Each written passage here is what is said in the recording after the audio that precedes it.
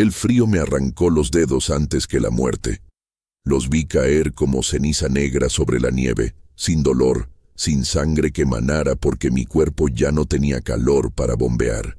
Estaba sentado en lo que quedaba del asiento 14C, rodeado de cuerpos congelados que habían sido mis compañeros de vuelo apenas 11 días atrás. Sus ojos abiertos me miraban fijos, acusadores, como si yo hubiera elegido vivir mientras ellos se rendían. Pero no elegí nada. La vida me eligió a mí, y esa elección fue la condena más cruel que pude recibir. Cuando el avión se partió en dos contra la ladera del monte Aralar, el mundo se dividió también. Quedó el mundo de antes, ese donde yo era contador, tenía una esposa que olía a lavanda, un hijo de 6 años que coleccionaba canicas, y el mundo después, donde solo existía la nieve, el viento y el hambre que convertía a los hombres en algo distinto.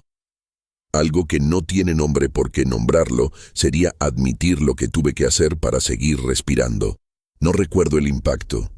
Mi cerebro lo borró como mecanismo de defensa. Lo primero que registré fue el sabor metálico de la sangre mezclada con queroseno. Luego, el silencio. Un silencio tan denso que parecía sólido, interrumpido solo por el crujido del metal retorciéndose bajo el peso de la nieve que seguía cayendo. Me desperté enterrado hasta el pecho, con la pierna izquierda doblada en un ángulo imposible y un dolor que me hacía ver estrellas negras. Éramos 42 pasajeros cuando despegamos de Barajas aquella mañana de febrero. 8 sobrevivieron al impacto. Para el tercer día quedábamos 5. Al quinto, 3. Cuando llegó el rescate, solo yo seguía consciente. Los otros 2 respiraban, pero sus mentes ya habitaban otro lugar, uno donde el frío no existía y las decisiones terribles no perseguían sus sueños. Hoy, 46 años después, sigo sintiendo el tacto de la carne congelada bajo mis manos temblorosas. Sigo escuchando el chasquido de los huesos al romperse. Sigo viendo sus rostros cada vez que cierro los ojos. Me dicen que soy un sobreviviente, un milagro. Pero los milagros no cargan este peso. Los milagros no despiertan gritando en mitad de la noche, rogando perdón a fantasmas que nunca responden. Mi nombre es Miguel Ángel Ortega. Tengo 73 años, vivo en un pequeño apartamento en Bilbao y llevo casi medio siglo sin poder subir a un avión. No por miedo. El miedo se quemó junto con todo lo demás en aquella montaña, sino porque mi cuerpo recuerda lo que mi mente intenta olvidar. Los doctores llaman a esto trauma. Yo lo llamo justicia. Antes de contarles cómo sobreviví 12 días en el infierno blanco del monte Aralar, necesito que entiendan algo fundamental. No soy un héroe. Los héroes mueren con honor, sacrificándose por otros. Yo hice lo contrario. Elegí vivir cuando la decencia humana sugería rendirse. Arranqué la vida del cuerpo de la muerte misma, y esa transgresión me persigue cada respiración que tomo. Voy a contarles esta historia porque el silencio me está matando más lento que el frío de aquella montaña. Durante décadas, guardé esto en mi pecho como un secreto radioactivo. Se lo conté a los investigadores, a los psiquiatras, a mi esposa antes de que me dejara. Pero nunca lo dije en voz alta para el mundo. Ahora, con el tiempo pisándome los talones, necesito dejarlo salir. Necesito que alguien entienda que sobrevivir no siempre significa ganar. La historia que van a escuchar no es bonita. No tiene momentos inspiradores ni frases motivacionales. Es cruda, dolorosa y profundamente humana en su oscuridad. Hablaré de cosas que violan todos los tabúes sociales, que desafían nuestra comprensión de moralidad. Pero cada palabra es verdad. Cada detalle está grabado en mi carne como cicatrices invisibles. Antes de comenzar, les pido un favor. Si esta historia los conmueve de alguna forma, sea con horror, compasión o simplemente curiosidad, dejen un comentario diciéndome desde qué país y ciudad me escuchan. Quiero saber que mi confesión alcanza a alguien, que mi verdad no muere conmigo en este apartamento vacío. Denle like si consideran que estas historias de supervivencia extrema merecen ser contadas. Suscríbanse al canal si quieren más relatos de personas que rozaron la muerte y regresaron cambiadas para siempre. Ahora, respiren hondo, cierren las cortinas si es de noche, y acompáñenme de regreso a febrero de 1979, cuando el cielo se abrió y me tragó entero. El vuelo IB4C-47 despegó de Madrid-Barajas a las 07:15 de la mañana. Recuerdo la hora exacta porque miré mi reloj Seiko justo cuando las ruedas se separaron del asfalto. Era un regalo de mi suegro por los 10 años en la firma de contabilidad. Ese reloj sobrevivió conmigo. Todavía lo tengo, aunque las manecillas se detuvieron a las 08:42, el momento exacto del impacto, y nunca volvieron a moverse. Viajaba al asiento 14C, ventanilla. Siempre pedía ventanilla porque me gustaba ver las nubes desde arriba, esa perspectiva divina que te hace sentir pequeño, pero seguro. A mi izquierda, en el pasillo, iba un hombre de unos 50 años con traje gris. Me dijo que se llamaba Javier, que era representante farmacéutico y que odiaba volar. Le respondí con una sonrisa educada y volví a mi periódico. Nunca imaginé que sería la última conversación normal que tendría en semanas. El avión era un Fokker F-27, birreactor, con capacidad para 44 pasajeros. Íbamos completos esa mañana. Había ejecutivos como yo, estudiantes regresando a Pamplona, una monja anciana que rezaba el rosario en voz baja y una pareja joven que no dejaba de reír. El ambiente era el de cualquier vuelo doméstico. Aburrido, rutinario, seguro. La azafata, una mujer rubia de sonrisa profesional, nos ofreció café y galletas. Yo acepté ambos. Javier pidió un brandy. Para los nervios, dijo. Ojalá hubiera pedido 2. A los 20 minutos de vuelo, el piloto anunció por el intercomunicador que sobrevolaríamos los Pirineos en breve, que el clima estaba despejado en Pamplona y que aterrizaríamos puntualmente a las 08:30. Su voz sonaba tranquila, casi aburrida.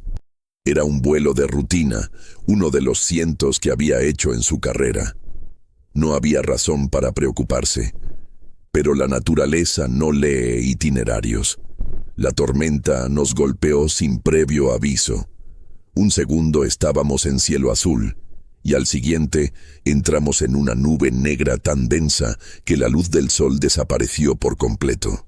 El avión comenzó a sacudirse como una lata de refresco en manos de un niño hiperactivo.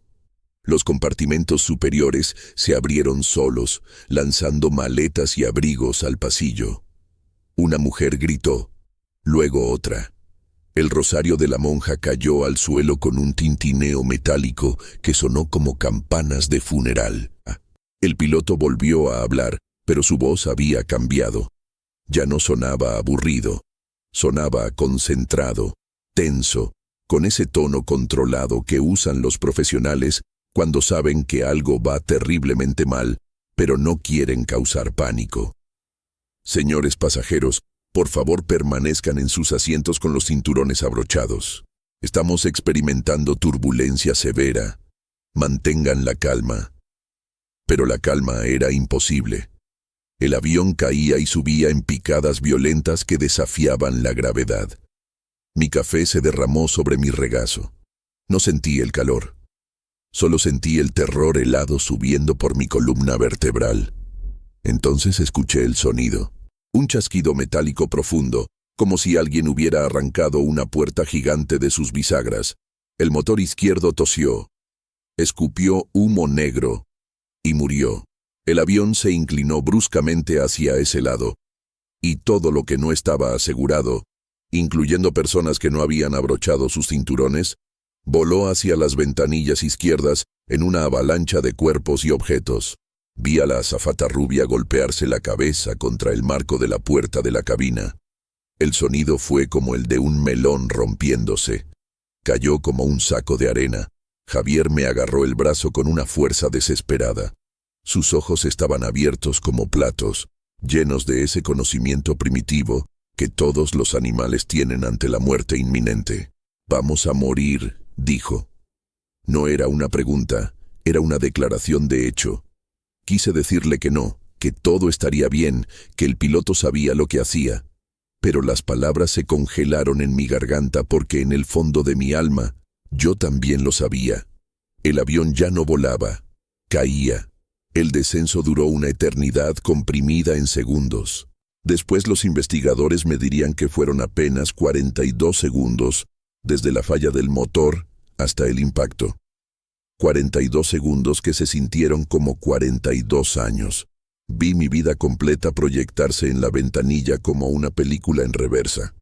El nacimiento de mi hijo Carlos, mi boda con Teresa, bajo los cerezos en flor, mi primera bicicleta, el olor del pan recién horneado en la casa de mi abuela, todos esos momentos preciosos que definen una vida, concentrados en un último destello de conciencia, antes del final. Alcancé a ver la montaña. Era el monte Aralar, aunque en ese momento no lo sabía.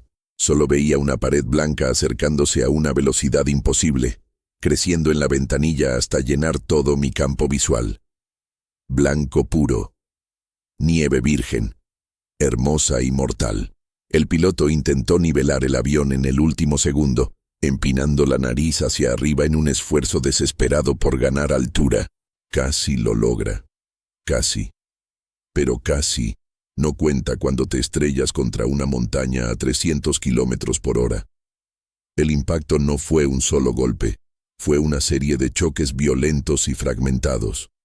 Primero, el tren de aterrizaje golpeó una cresta rocosa, arrancándose por completo. Luego el vientre del avión rozó la nieve, frenando brutalmente, pero no lo suficiente. Finalmente, chocamos de frente contra un saliente de roca que partió la fuselaje exactamente por la mitad, justo entre las filas 13 y 14. Yo estaba en la 14. El hombre frente a mí, en la 13, desapareció en una explosión de metal retorcido y nieve. Un segundo estaba ahí, agarrando el respaldo de su asiento. Al siguiente, ya no existía. No recuerdo el dolor inicial. Los médicos dicen que el cerebro desconecta el sufrimiento físico cuando es demasiado extremo, un mecanismo de supervivencia para evitar el shock total. Lo que sí recuerdo es el silencio después, un silencio tan absoluto que pensé haber quedado sordo. Luego, poco a poco, los sonidos regresaron. Gemidos distantes, el siseo del metal caliente hundiéndose en nieve fría, el viento aullando como un animal herido.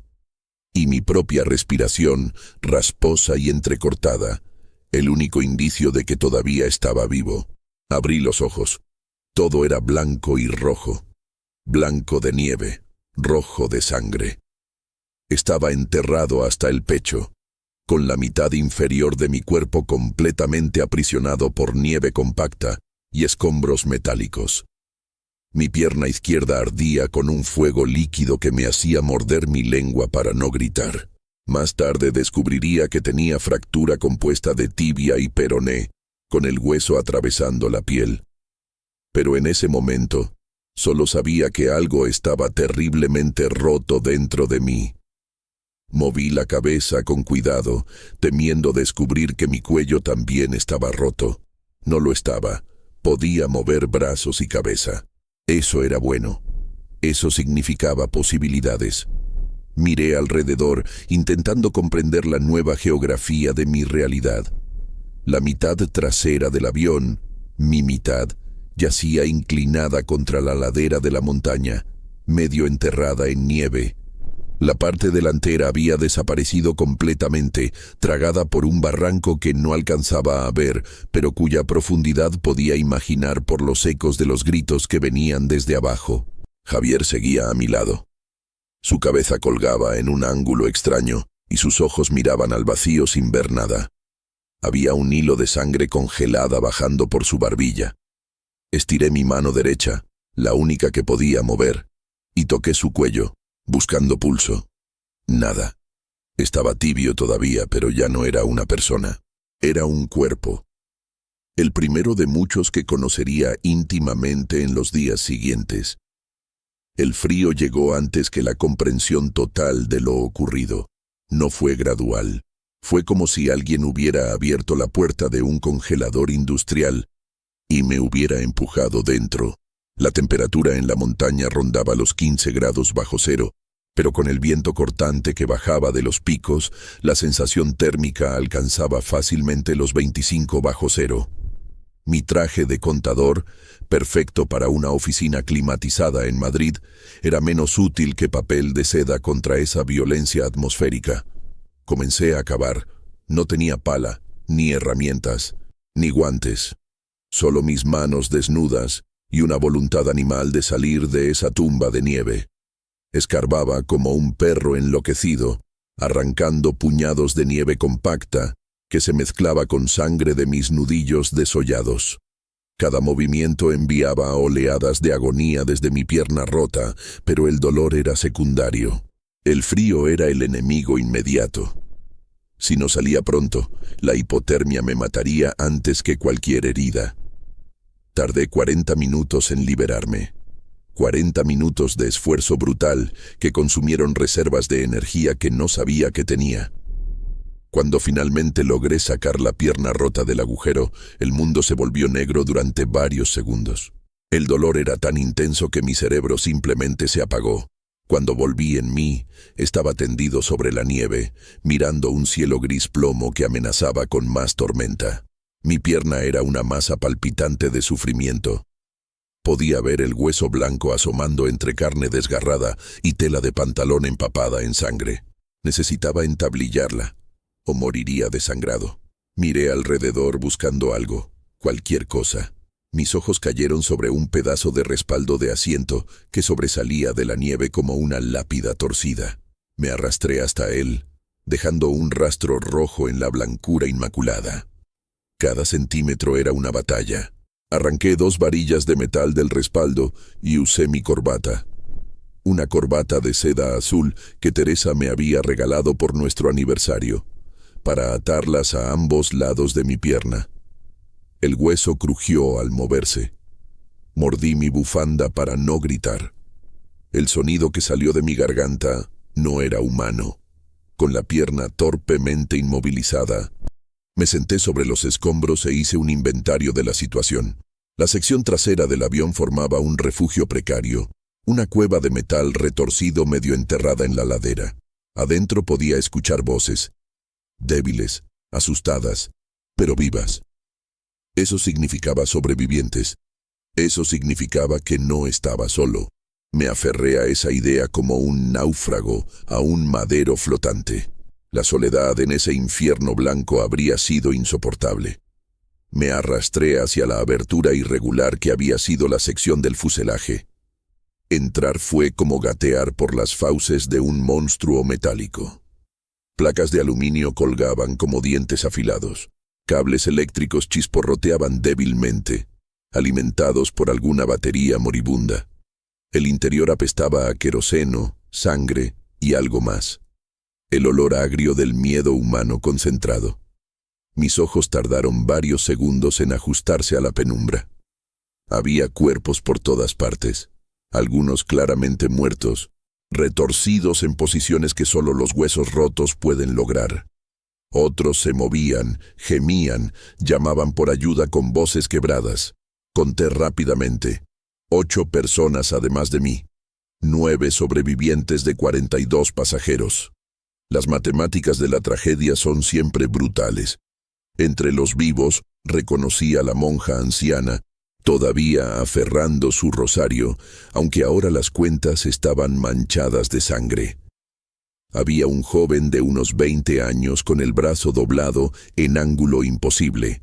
Una mujer de mediana edad sollozaba en un rincón, abrazando su bolso como si contuviera la última pieza de normalidad en el universo. Y en el fondo, casi invisible entre las sombras, un hombre mayor que respiraba con dificultad, cada exhalación produciendo un burbujeo húmedo que indicaba pulmones perforados. ¿Hay alguien que pueda moverse?, pregunté. Mi voz sonó extraña, distante, como si viniera de otra persona. 3 personas levantaron la mano débilmente. El joven del brazo roto, un hombre de 40 y tantos con corte en la frente, y sorprendentemente, La monja anciana. Necesitamos organizarnos, continué, intentando sonar más seguro de lo que me sentía. Necesitamos hacer inventario de heridos, buscar suministros y encontrar forma de mantenernos calientes. Si no hacemos esto ahora, estaremos muertos antes del amanecer. El hombre de 40 con el corte en la frente se llamaba Fernando. Había sido militar, retirado, y su voz tenía ese tono de comando que solo dan años de dar órdenes en situaciones de crisis. Tomó control de inmediato, y honestamente, me sentí aliviado de ceder ese peso. Usted, me señaló, busque mantas, abrigos, cualquier cosa que sirva de aislamiento térmico. Tú, señaló al joven, a pesar de tu brazo, necesito que revises los compartimentos superiores que quedaron intactos. Busca comida, agua, medicinas del botiquín de primeros auxilios. Hermana, se dirigió a la monja con sorprendente respeto. Usted tiene manos enteras.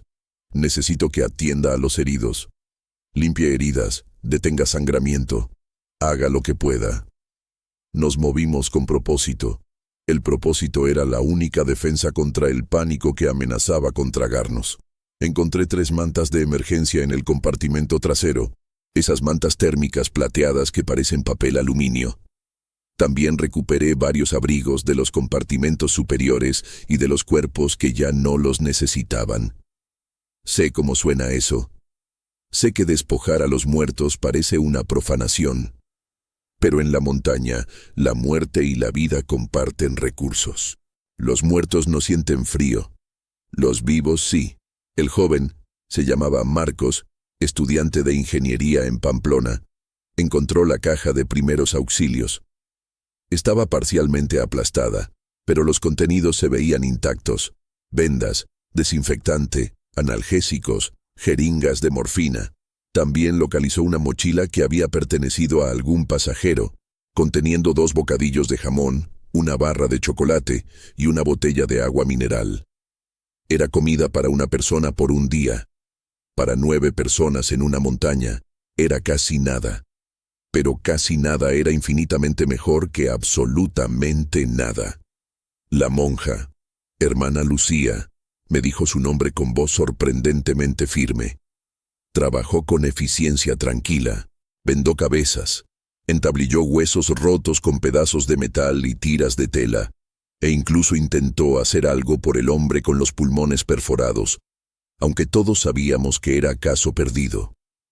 Rezaba mientras trabajaba, no en voz alta, sino moviendo los labios en oraciones silenciosas. No sé si Dios la escuchaba, pero los heridos parecían calmarse bajo sus manos. A veces la fe es su propio tipo de medicina. Cuando cayó la oscuridad, y cayó brutalmente rápido, como si alguien hubiera apagado un interruptor cósmico, nos apiñamos todos juntos en la sección más intacta del fuselaje. Habíamos tapado las aberturas mayores con pedazos de metal y asientos, creando un refugio precario pero funcional. Fernando sugirió que nos turnáramos para dormir, que alguien siempre debía estar despierto vigilando. ¿Vigilando qué?, preguntó Marcos con voz temblorosa. Fernando no respondió de inmediato. Luego dijo simplemente, lobos, osos, la nieve, el fuego si conseguimos hacerlo, y nosotros mismos. A veces el enemigo más peligroso en estas situaciones es el pánico. Intentamos encender fuego, usando el encendedor que Fernando llevaba en su bolsillo. Quemamos papeles, mapas de emergencia, folletos de seguridad. Las llamas duraban minutos antes de apagarse, consumiendo oxígeno precioso sin generar calor real. El metal del avión no ayudaba. Conducía el calor hacia afuera tan rápido como lo generábamos. Eventualmente nos rendimos. Nos abrazamos unos a otros bajo las mantas térmicas, compartiendo calor corporal como animales en hibernación. El pudor desapareció rápidamente. La supervivencia no tiene espacio para vergüenzas sociales. Durante esa primera noche, 3 personas murieron. El hombre de los pulmones perforados dejó de hacer ese sonido burbujeante alrededor de la medianoche. La mujer que abrazaba su bolso se durmió y nunca despertó. Hipotermia, supongo. Y otro hombre del que nunca supe el nombre, simplemente dejó de respirar entre un parpadeo y otro. Por la mañana, cuando la luz gris del amanecer filtró por las grietas de nuestro refugio, éramos 6. Habíamos pasado de 42 a 6 en menos de 24 horas. Fernando propuso sacar los cuerpos afuera. No podemos quedarnos con ellos aquí dentro. Se van a descomponer, aunque el frío ayude. Y necesitamos el espacio. Nadie discutió. Arrastramos los 3 cadáveres hacia la nieve, colocándolos en línea junto a la fuselaje. Se congelaron rápidamente, transformándose en estatuas de hielo que nos miraban con ojos blancos. Marcos vomitó después de mover el segundo cuerpo. Yo también sentí náuseas, pero las reprimí. Había que conservar energía. Cada caloría contaba. El segundo día amaneció con un silencio que dolía en los oídos. No había viento, no había pájaros, no había nada excepto el blanco interminable de la nieve y el azul pálido del cielo. Era una belleza que resultaba obscena, dada nuestra situación. Fernando salió primero, usando una vara de metal como bastón improvisado. Lo seguimos con dificultad, arrastrando nuestros cuerpos maltrechos hacia la luz cegadora. Necesitábamos evaluar dónde estábamos exactamente, si había posibilidad de descender, si alguna señal de civilización era visible desde nuestra posición. La realidad nos golpeó como puñetazo en el estómago. Estábamos en algún punto alto del monte Aralar, rodeados por picos que se extendían en todas direcciones como dientes gigantes. No había pueblos visibles, no había carreteras, no había columnas de humo indicando presencia humana. Solo montañas, nieve y el ocasional afloramiento de roca negra que rompía la blancura. Fernando sacó una brújula que milagrosamente seguía funcionando y determinó que estábamos orientados hacia el noreste. Pamplona debería estar en esa dirección, dijo señalando vagamente hacia un valle distante. Pero son al menos 50 kilómetros, quizás más. Y entre nosotros y la ciudad hay desfiladeros, barrancos y suficiente nieve para enterrar catedrales. Marcos sugirió que intentáramos bajar de inmediato. Era joven, todavía conservaba esa ilusión juvenil de que la acción siempre es mejor que la espera. Fernando negó con la cabeza. Mira nuestro estado. Miguel tiene la pierna destrozada. Tú tienes el brazo roto. La hermana Lucía debe tener 70 años. Sara, señaló a una mujer que había permanecido callada todo el tiempo. Tiene costillas fracturadas y apenas puede respirar. Y Ricardo, el último superviviente además de nosotros, un hombre corpulento con barba espesa, tiene conmoción cerebral severa. Ha vomitado 3 veces esta mañana. Bajar la montaña en este estado es suicidio. Nos caeremos, nos perderemos o moriremos congelados antes de alcanzar cualquier ayuda.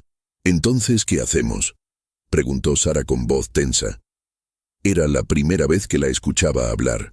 Su acento era del sur, Andalucía tal vez. ¿Nos sentamos aquí a esperar la muerte? Fernando la miró directamente a los ojos. Esperamos el rescate. El avión desapareció del radar. Las autoridades saben que caímos. Enviarán equipos de búsqueda, helicópteros, grupos de montaña. Solo necesitamos mantenernos vivos hasta que lleguen. Sonaba razonable, sonaba lógico, pero todos sabíamos la verdad no dicha. En una tormenta como la que nos derribó, el avión pudo haber caído en cualquier parte de cientos de kilómetros cuadrados. Encontrarnos sería como buscar una aguja en un pajar del tamaño de una provincia. Dedicamos el resto de la mañana a hacer señales. Usamos pedazos de metal del avión para crear un reflector gigante, posicionándolo donde captara mejor el sol. Escribimos SOS en la nieve, usando escombros oscuros, haciendo las letras tan grandes como pudimos. Marcos incluso sugirió quemar combustible para crear humo, pero Fernando lo detuvo. El combustible es valioso. Si conseguimos hacer fuego real, lo necesitaremos para calentarnos, no para señales que probablemente nadie vea. Tenía razón, por supuesto, pero la sensación de impotencia era asfixiante. Éramos hormigas gritando en un mundo que no escuchaba. El hambre llegó al tercer día. No el hambre normal que sientes cuando te saltas el almuerzo. Esto era diferente. Era un vacío que consumía desde adentro, un dolor sordo que se extendía desde el estómago hasta cada extremidad. Habíamos racionado la comida severamente. Un bocado de bocadillo por persona al día, un trago de agua derretida de la nieve. Pero incluso eso se acabó demasiado rápido. Para el amanecer del cuarto día, no quedaba absolutamente nada, ni una migaja, ni una gota de agua que no fuera nieve derretida en latas oxidadas que sabían a metal y queroseno. «Tenemos que buscar en el equipaje», dijo Ricardo con voz débil. Su conmoción había mejorado ligeramente, pero seguía teniendo episodios de confusión donde olvidaba dónde estaba. Los pasajeros debían llevar comida, bocadillos, dulces, algo. Pasamos horas excavando en la nieve, buscando maletas que hubieran sobrevivido al impacto. Encontramos varias, aunque la mayoría estaban destrozadas o vacías de cualquier cosa útil. En una mochila infantil, ver el dibujo de un osito en la tela casi me rompe. Hallamos una bolsa de caramelos de menta. Estaban parcialmente aplastados pero comestibles. Los dividimos meticulosamente, 5 caramelos por persona. Duraron 30 segundos en nuestras bocas, pero el sabor azucarado permaneció en mi lengua durante horas, un recuerdo fantasma de lo que era la comida real. En otra maleta encontramos una caja de pastillas para la garganta con sabor a miel. Las tratamos como tesoro real. También localizamos una petaca de whisky, medio llena. Fernando la confiscó de inmediato. Esto no es para beber por placer, es medicinal, para desinfectar heridas y para emergencias extremas. Nadie protestó. La jerarquía se había establecido naturalmente. Fernando era el líder. Yo era el segundo al mando por ser el más lúcido después de él. La hermana Lucía era nuestra enfermera. Los demás simplemente intentaban sobrevivir un día a la vez. El quinto día trajo la primera tormenta desde el accidente.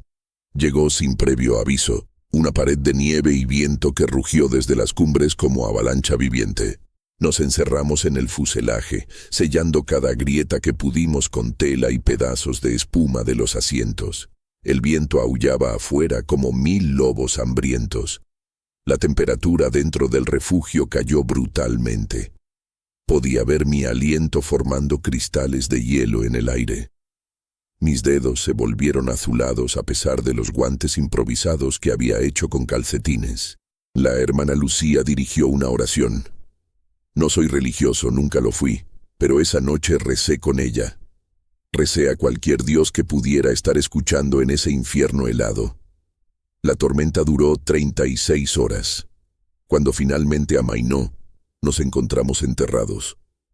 La nieve había cubierto completamente nuestra entrada, sellándonos en una tumba metálica. El pánico fue inmediato. Marcos comenzó a hiperventilar. Sara lloraba sin control. Incluso Fernando mostró signos de tensión, con las mandíbulas apretadas y las manos temblando. Excavamos con furia desesperada, usando placas de metal, manos desnudas, cualquier cosa. Tardamos 4 horas en crear un túnel hacia el exterior.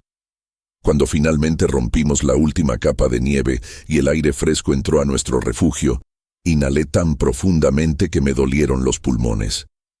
El paisaje había cambiado completamente. Donde antes había escombros visibles y cuerpos alineados, ahora solo había nieve lisa. Todo estaba enterrado. Nuestras señales SOS habían desaparecido. El reflector metálico estaba oculto bajo medio metro de nieve fresca. Tuvimos que empezar de nuevo, cavando, reorganizando, reconstruyendo. Pero nuestras fuerzas estaban menguando. Cada movimiento requería esfuerzo consciente. Mi pierna rota se había infectado a pesar de los cuidados de la hermana Lucía. Podía sentir el calor enfermizo irradiando desde la herida y un olor dulzón nauseabundo que reconocí de inmediato. El olor de la carne pudriéndose. Gangrena. Si no recibía antibióticos pronto, perdería la pierna o la vida. Esa noche, con todos dormidos excepto yo que tenía el turno de guardia, miré los cuerpos congelados apilados fuera del fuselaje. Ahora eran 5. Ricardo había muerto durante la tormenta. Simplemente se había quedado dormido y no despertó. Su rostro tenía una expresión casi pacífica. Los envidiaba a todos. Los muertos no tenían que luchar más. No tenían que sentir el hambre royendo sus estómagos como ácido. No tenían que tomar las decisiones que yo sabía, en algún lugar profundo y primitivo de mi cerebro, que pronto tendríamos que tomar. Habían pasado 6 días desde el accidente. 6 días sin comida real. Mis pantalones colgaban sueltos en mi cintura. Podía contar cada una de mis costillas con los dedos. Mi cuerpo estaba devorándose a sí mismo, consumiendo músculo para mantenerse funcionando. Los demás lucían igual. Ojos hundidos, mejillas demacradas, movimientos lentos y torpes. Éramos esqueletos vivientes. Y afuera, congelados en la nieve, había carne. Toneladas de carne humana preservada perfectamente por el frío. El pensamiento me horrorizó. Lo rechacé con cada fibra de mi ser civilizado. Pero el pensamiento regresó, y siguió regresando, cada vez más fuerte, cada vez más insistente. Hasta que dejó de ser un pensamiento horrible y se convirtió simplemente en un hecho. O comíamos, o moríamos. No había tercera opción. La montaña no ofrecía misericordias. Fernando fue quien lo dijo en voz alta primero. Era el 7º día, justo después del amanecer. Estábamos sentados en círculo dentro del fuselaje, envueltos en mantas sucias, mirando el espacio vacío entre nosotros como si allí pudiera materializarse comida por voluntad pura. Nadie había dormido realmente. El hambre no permite descanso verdadero, solo periodos de inconsciencia interrumpidos por calambres estomacales que te doblaban en 2. Tenemos que hablar de lo inevitable, dijo Fernando. Su voz era ronca, gastada. Llevamos una semana sin comida real, nuestros cuerpos se están consumiendo. En 3 o 4 días más estaremos demasiado débiles para hacer cualquier cosa. Incluso si llega el rescate, estaremos muertos o en coma. Hizo una pausa. Nadie habló. Todos sabíamos a dónde iba esto. Afuera hay recursos, proteína, grasa, lo que necesitamos para sobrevivir hasta que llegue ayuda. Sara comenzó a sollozar. Marcos se puso de pie bruscamente, tambaleándose por la debilidad. No vamos a hablar de esto. No vamos a convertirnos en... No pudo terminar la frase. La palabra se atascaba en su garganta como veneno. La hermana Lucía permanecía inmóvil, con los ojos cerrados, sus labios moviéndose en oración silenciosa. Yo no dije nada. Había pensado en esto durante 2 días enteros.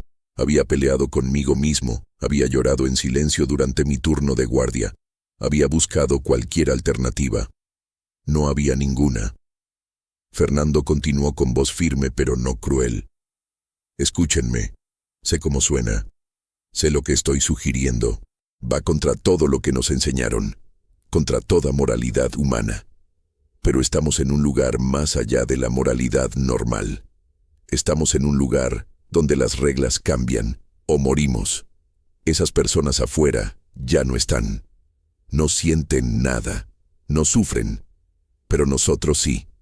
Y tenemos familias esperándonos. Tenemos vidas que vivir. Vamos a rendirlas por un principio que solo importa en la civilización, no aquí. Es profanación, dijo Sara entre sollozos. Es abominable. ¿Cómo vamos a vivir con nosotros mismos después? Fernando la miró con algo parecido a compasión. No lo sé. Honestamente, no tengo idea de cómo vamos a cargar esto después, pero prefiero vivir con culpa que morir con principios intactos. Al menos la culpa significa que seguimos vivos para sentirla. La hermana Lucía abrió los ojos. Esperaba que nos condenara, que citara escrituras sobre la santidad del cuerpo humano. Pero en cambio, dijo algo que nunca olvidaré. En Corinto, Pablo escribió que el cuerpo es templo del Espíritu Santo. Pero estos cuerpos ya no son templos. Los espíritus se fueron. Lo que queda es materia nada más. Dios nos dio instinto de supervivencia por una razón. Nos dio la voluntad de vivir. Si Él nos juzga por usar lo que nos dejó para continuar respirando, entonces que así sea. Pero no creo que nos juzgue. Creo que Él entiende la desesperación de sus hijos perdidos en la montaña. Sus palabras rompieron la última resistencia.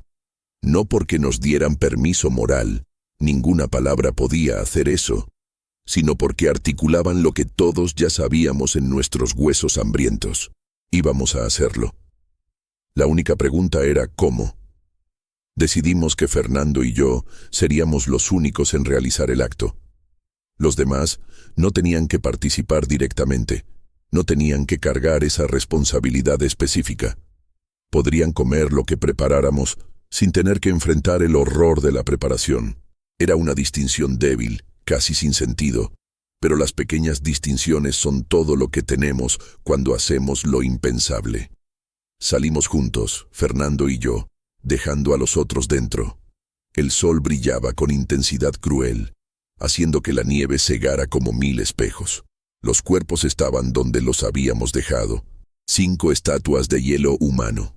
Javier, el hombre que había viajado junto a mí. Ricardo, la azafata rubia, la mujer del bolso, el hombre sin nombre. Elegimos al que estaba más alejado del fuselaje, un hombre joven que había muerto en el impacto. No porque fuera más correcto, no había nada correcto en ninguno de esto, sino porque psicológicamente era más fácil.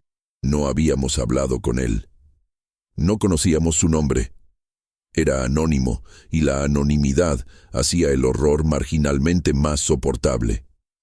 Fernando llevaba un pedazo de metal afilado que habíamos trabajado durante horas para crear un borde cortante. Yo llevaba una lata vacía para recolectar. Nos arrodillamos junto al cuerpo. Estaba congelado sólido, más parecido a madera que a carne. Fernando levantó el metal. Sus manos temblaban. «Que Dios nos perdone», susurró. Luego hizo el primer corte. No voy a describir el proceso. Hay cosas que no necesitan ser dichas con detalle, no porque sean demasiado gráficas. Esta historia ya cruzó esa línea hace tiempo, sino porque no hay palabras que capturen adecuadamente el horror de desmantelar un ser humano para consumo.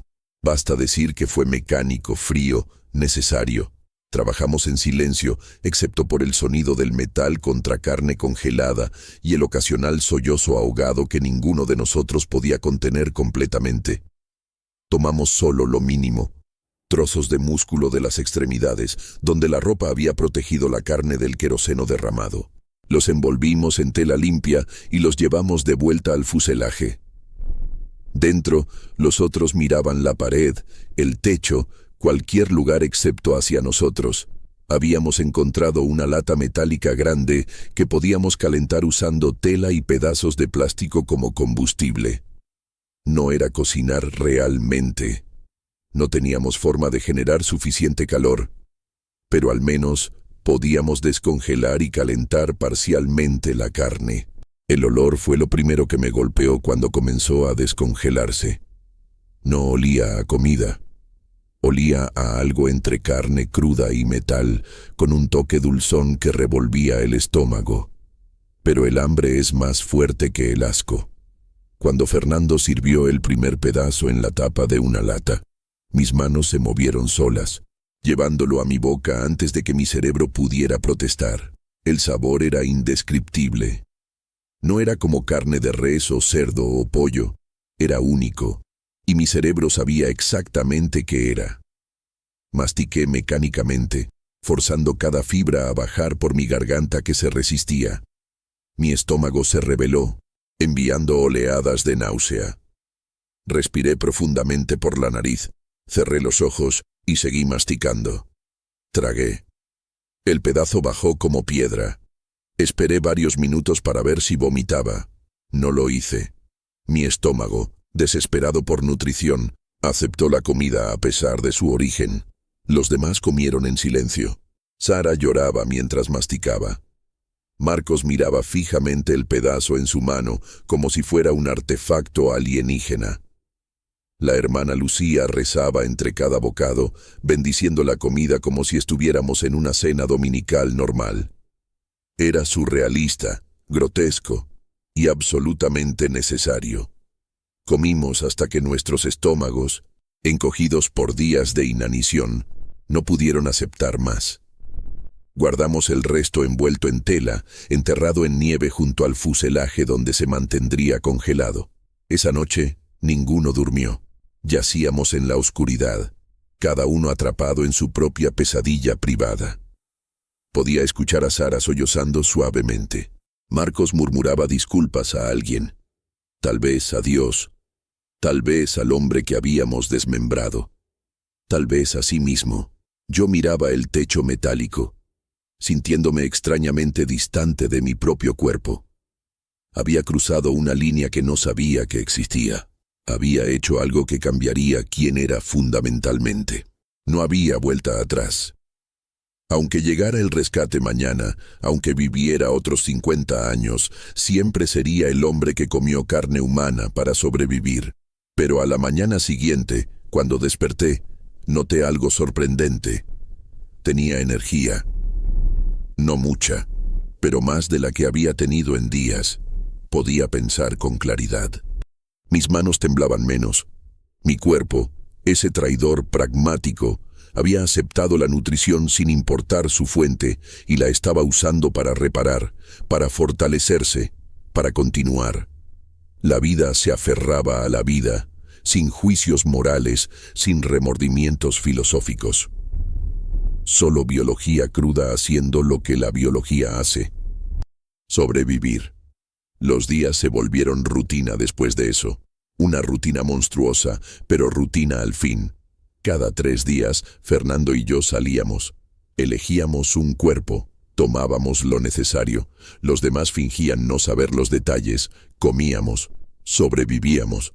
La culpa no disminuyó. Si acaso crecía con cada comida. Pero aprendimos a compartimentarla, a guardarla en una caja mental que solo abríamos cuando estábamos solos y podíamos permitirnos el lujo de desmoronarnos. En el día 10, Sara enfermó gravemente. Fiebre alta, temblores violentos, delirio. La hermana Lucía hizo todo lo que pudo, pero sin medicamentos reales, sin forma de controlar la temperatura. Sara se apagó lentamente. Murió en la madrugada del día 11, llamando por su madre con voz infantil. La envolvimos en una manta y la colocamos afuera con los otros. No hablamos de ello, pero todos pensamos lo mismo. Ahora éramos 4, y las reservas de comida habían aumentado. Ese pensamiento frío, calculador, desprovisto de humanidad, me destrozó más que el acto mismo de canibalismo. Me había convertido en algo diferente, algo que evaluaba a los compañeros como recursos potenciales, algo que sentía alivio cuando alguien moría porque significaba más posibilidades de supervivencia para los que quedaban. La montaña no solo estaba matando nuestros cuerpos, estaba matando nuestras almas, trozo a trozo, día a día. El día 11 amaneció con un cielo despejado que prometía falsas esperanzas. Éramos 4 ahora, Fernando, Marcos, la hermana Lucía y yo. 4 esqueletos ambulantes con ojos hundidos y piel que colgaba sobre huesos prominentes. Mi pierna infectada había empeorado dramáticamente. La carne alrededor de la fractura se había vuelto negra y verde, despidiendo un hedor que ni siquiera el frío podía enmascarar completamente.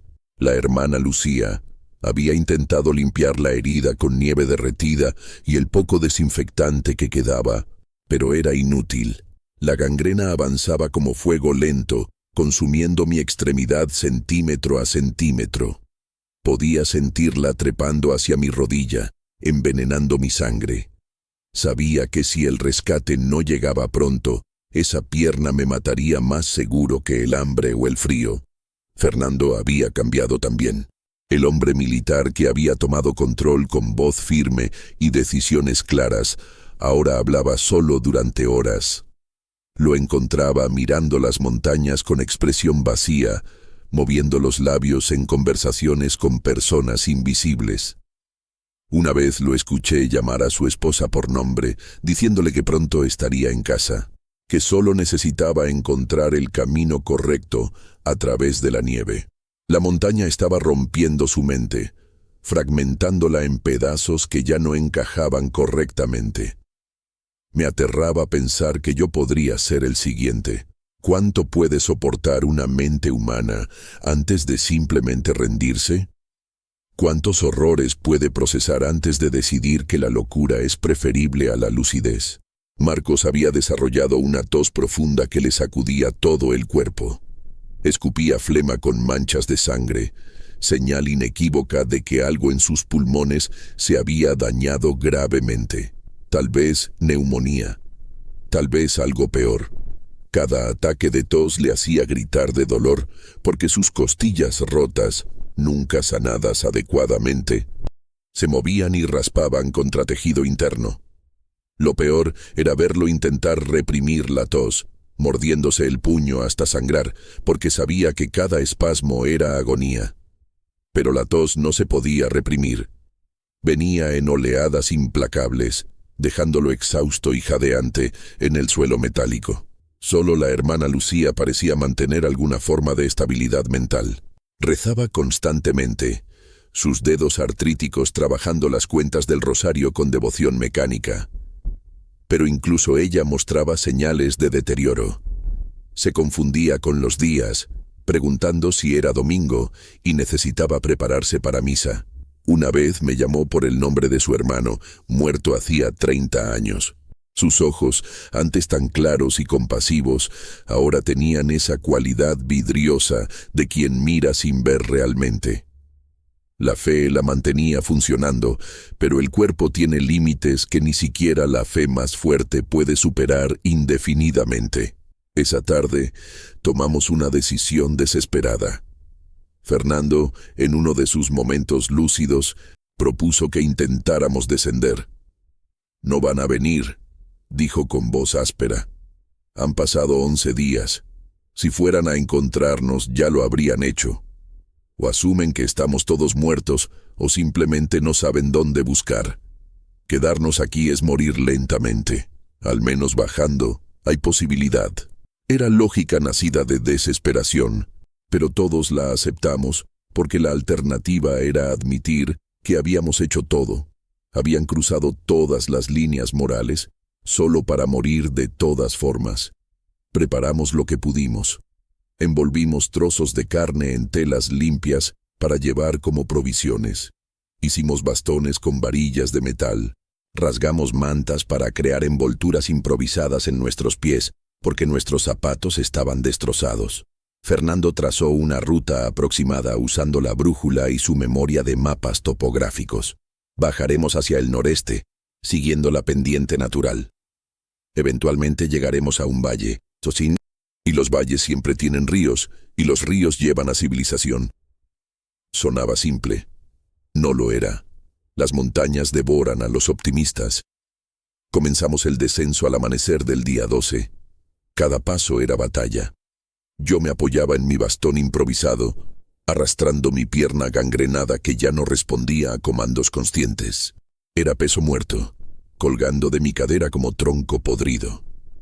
El dolor era constante, un rugido sordo que llenaba toda mi conciencia. Marcos tosía cada pocos minutos, doblándose y agarrándose el pecho. La hermana Lucía avanzaba con determinación silenciosa, pero su respiración era trabajosa, cada inhalación sonando como papel arrugándose. Fernando iba adelante, abriendo camino a través de nieve que a veces llegaba hasta la cintura.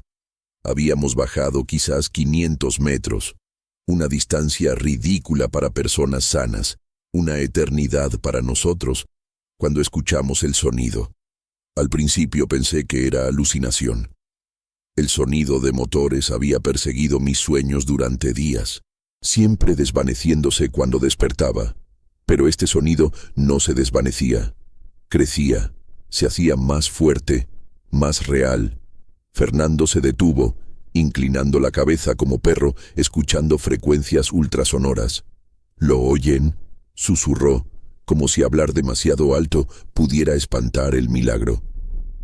Todos miramos hacia el cielo, entrecerrando ojos contra el brillo solar. El helicóptero apareció sobre una cresta oriental, un punto negro contra el azul que rápidamente creció en forma reconocible. Naranja brillante con marcas de rescate, sus rotores cortando el aire con ese sonido característico que nunca olvidaría. Gritamos. Los cuatro gritamos con voces roncas y rotas, agitando brazos, saltando. Lo mejor que podíamos saltar dadas nuestras condiciones, haciendo cualquier cosa para ser vistos.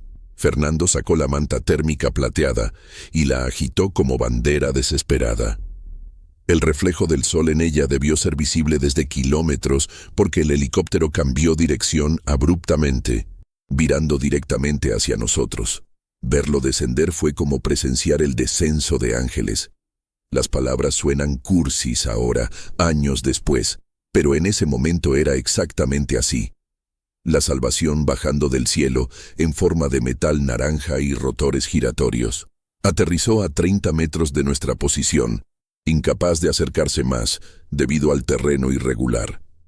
Dos hombres con trajes de rescate naranja saltaron antes de que tocara completamente tierra, corriendo hacia nosotros a través de la nieve. Uno de ellos, un hombre joven con barba rubia, llegó primero hasta mí. Miró mi pierna, luego mi rostro y sus ojos se llenaron de lágrimas. «Dios mío», susurró, «están vivos, realmente están vivos». No recuerdo claramente lo que pasó después. Mi cerebro, habiendo sostenido conciencia por pura voluntad durante 12 días, finalmente se permitió apagarse. Fragmentos. Ser cargado en una camilla, el ruido ensordecedor del helicóptero, el rostro de la hermana Lucía que sonreía mientras lloraba, la sensación de elevarnos del suelo y esa montaña maldita encogiéndose debajo de nosotros. Alguien me puso una máscara de oxígeno. El aire puro quemaba mis pulmones. Alguien más me inyectó algo y la calidez se extendió por mis venas como bendición líquida. Cerré los ojos y por primera vez en casi 2 semanas, dormí sin miedo de no despertar. Desperté en un hospital en Pamplona. Habían pasado 3 días. Mi pierna había sido amputada debajo de la rodilla. La gangrena había avanzado demasiado para salvarla. Los doctores me dijeron que tuve suerte. Otros 10 centímetros más arriba y habrían perdido toda la pierna, como si eso fuera consuelo. Me dijeron también que era el más grave de los 4 sobrevivientes. Marcos estaba en cuidados intensivos con neumonía bilateral, pero se recuperaría. Fernando estaba bajo observación psiquiátrica, sufriendo episodios psicóticos intermitentes. La hermana Lucía, increíblemente, estaba en mejor forma que todos nosotros. 72 años y había sobrevivido mejor que hombres la mitad de su edad. Los doctores lo atribuían a su fe inquebrantable. Yo sabía que era simple terquedad. Dios ayuda, pero la terquedad mantiene respirando. Las preguntas comenzaron casi inmediatamente. Investigadores de accidentes aéreos querían saber qué había pasado. Reporteros acampaban fuera del hospital, sedientos de historia sensacionalista. Autoridades querían detalles sobre los otros pasajeros, sobre quién había muerto, cuándo y cómo. Y eventualmente, inevitablemente preguntaron cómo habíamos sobrevivido 12 días sin comida. Les dije la verdad, cada palabra horrible y necesaria. Esperaba condena, juicio, horror. Recibí comprensión cautelosa. Hicieron lo que debían, dijo el investigador principal. Nadie puede juzgarlos por elegir vivir. Pero yo me juzgaba, cada día, cada hora. Cada vez que cerraba los ojos y veía esos rostros congelados mirándome desde la nieve. Han pasado 46 años desde el monte Aralar. 46 años de terapia, pesadillas, y aprender a vivir con lo que hice. Teresa me dejó 3 años después del accidente. No la culpo. ¿Cómo duermes junto a alguien que cruzó esa línea? Mi hijo Carlos mantiene contacto mínimo. Llamadas en Navidad. Felicitaciones de cumpleaños breves. Él nunca me lo dijo directamente, pero sé que le avergüenzo. Su padre el sobreviviente. Su padre el caníbal. Las palabras no se dicen, pero flotan en cada silencio incómodo entre nosotros. Fernando se quitó la vida en 1983. Dejó una nota que simplemente decía: la montaña nunca me soltó. Marcos vive en Argentina ahora. Cambió su nombre.